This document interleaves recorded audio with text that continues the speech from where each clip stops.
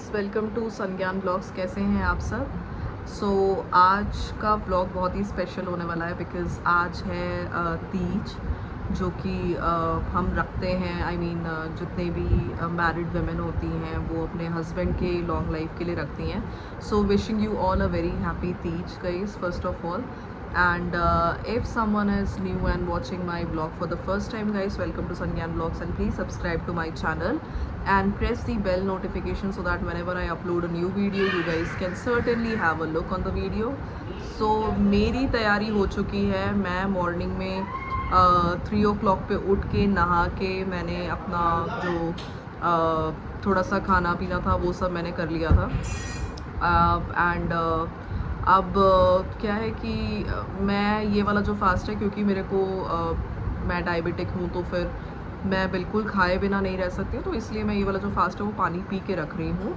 And मैं पानी वगैरह मैंने पी लिया था। उसके बाद फिर अब शाम के टाइम पे बस मुझे कुछ पूजा वगैरह करनी है, जिसके लिए जो भी सामान होने वाला है वो सब कुछ मैंने मंगा लिया है।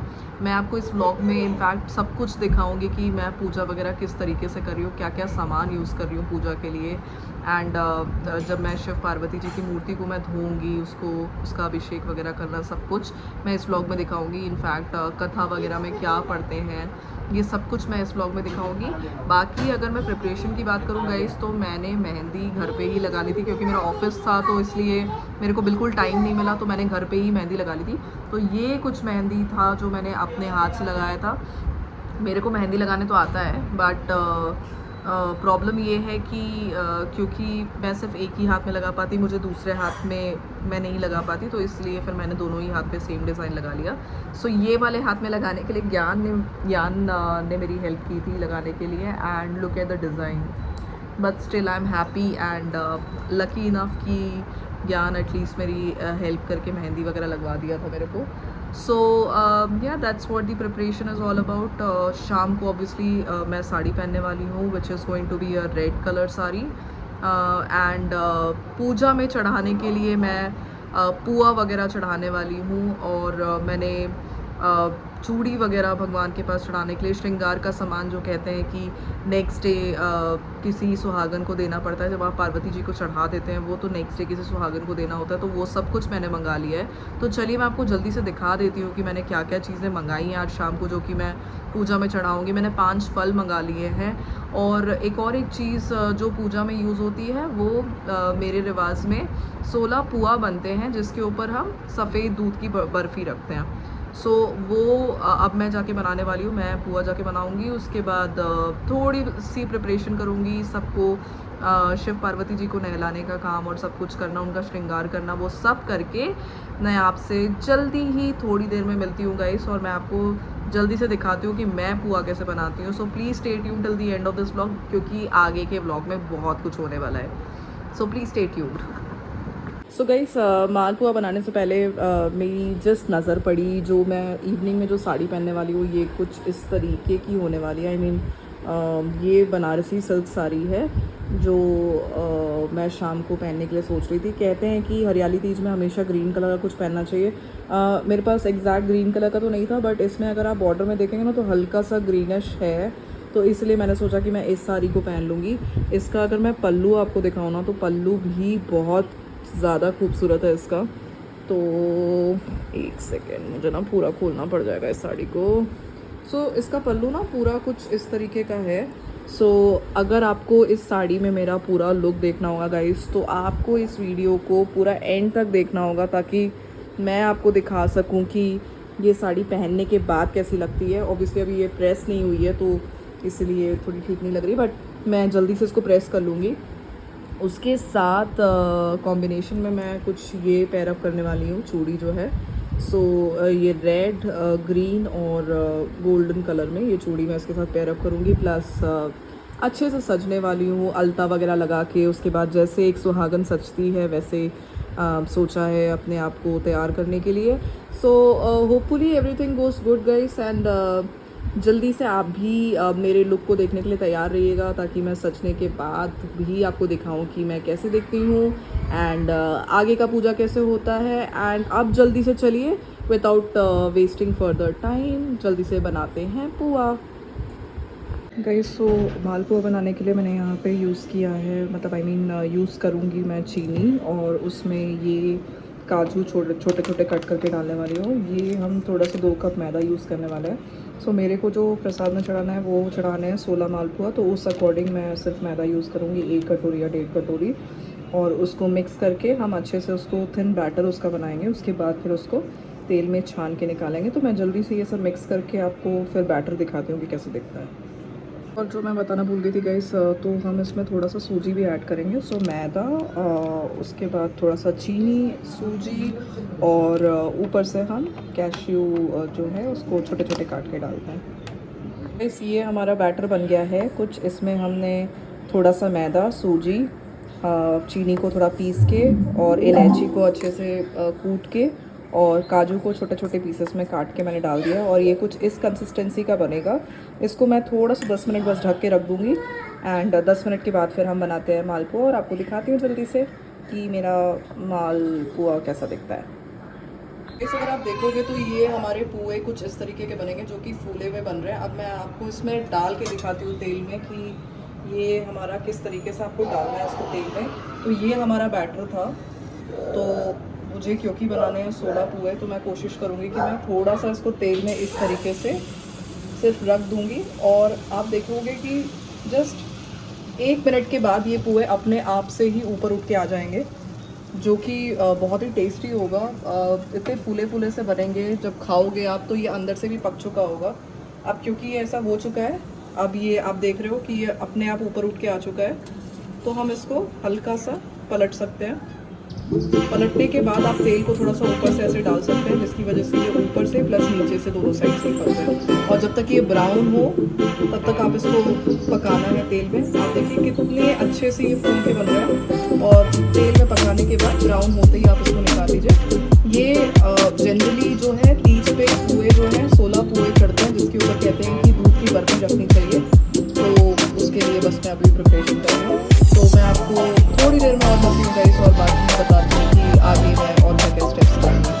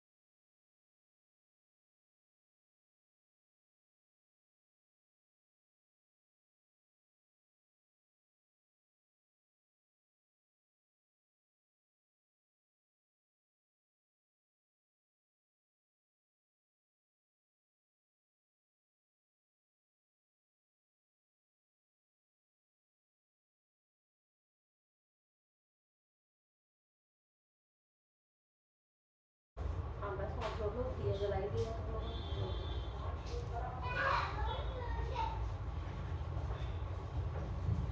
भैया कथा बढ़ना फटाफट।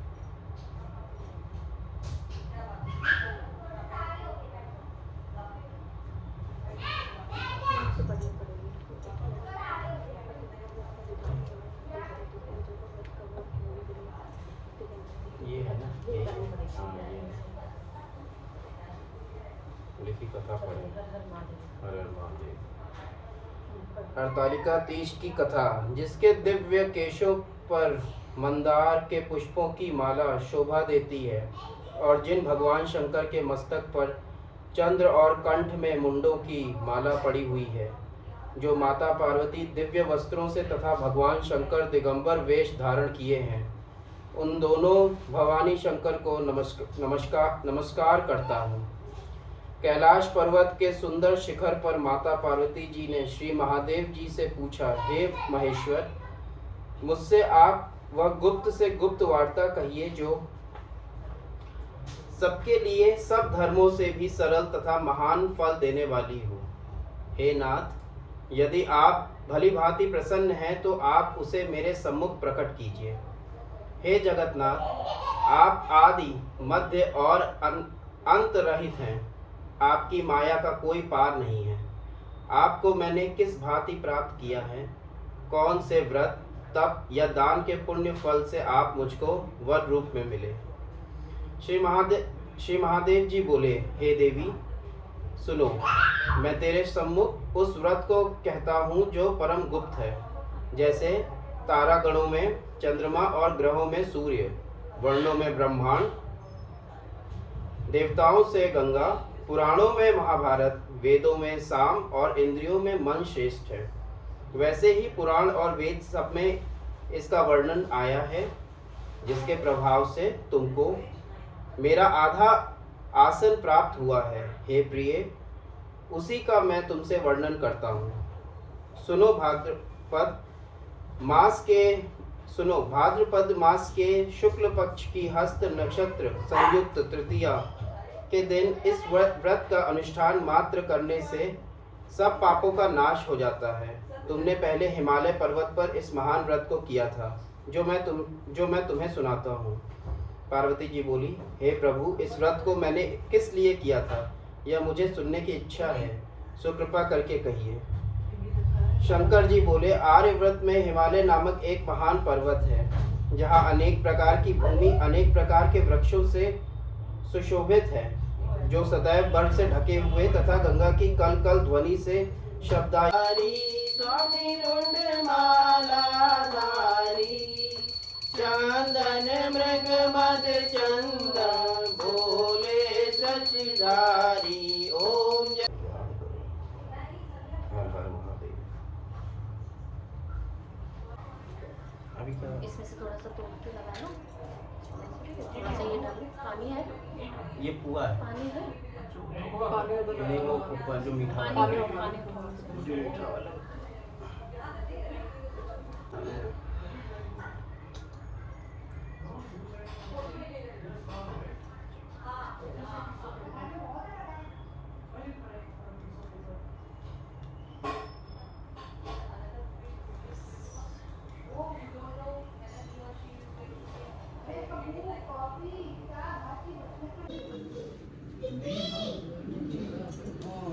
हर हर महादेव, हर हर महादेव, हर हर महादेव। कृपा करें भगवान ने।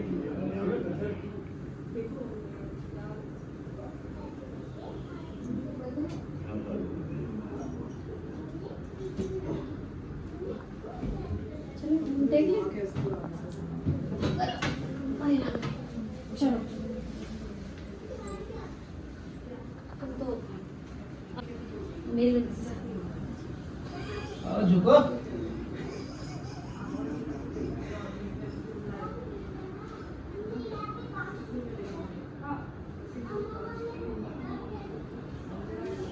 चलो घर वालों को वीडियो कॉल करूँगा। So guys, finally this is how I look आज तीज के इसके लिए। एंड हमारा पूजा अभी पूरा फंक्शन अभी पूरा ख़त्म हुआ है। हमने जस्ट अभी पूजा किया और प्रसाद वगैरह बांट के एंड इस पूरे इसमें मैंने पूरी तरीके से दिखाया है कि मैंने किस तरीके से क्या क्या चीज़ें फॉलो की थी तीज में, कैसे करते हो आप पूजा, क्या करते हो। तो जब मैंने शिव पार्वती जी की मूर्ति वगैरह सब धुल के उसको अभिषेक करके उसका उनको टीका लगा के, उसके बाद फिर जो सिंदूर दान जो आपके शादी के टाइम पे आपको मिलता है, उस सिंदूर दान से 5 बार आपको सिंदूर लगाना होता है और पार्वती जी को 5 बार सिंदूर लगाना होता है। और उसके बाद फिर कथा सुननी होती है और आरती करने के बाद फिर आप प्रसाद भगवान को भोग लगा के उसके बाद फिर आप बाकी सबको भी दे सकते हैं। सो ये था आज के मेरे तीज के ब्लॉग में, and I hope you enjoyed looking at this video, और आपको समझ आया कि किस तरीके से इन शॉर्ट तीज कैसे सेलिब्रेट करते हैं। प्लीज़ कमेंट डाउन बिलो कि आपको ये वीडियो कैसा लगा, and if you haven't subscribe to my channel yet, please subscribe to my channel guys, and I will be meeting you guys in my next video. Till then please take care of yourself and your family, and I love you all. Bye bye.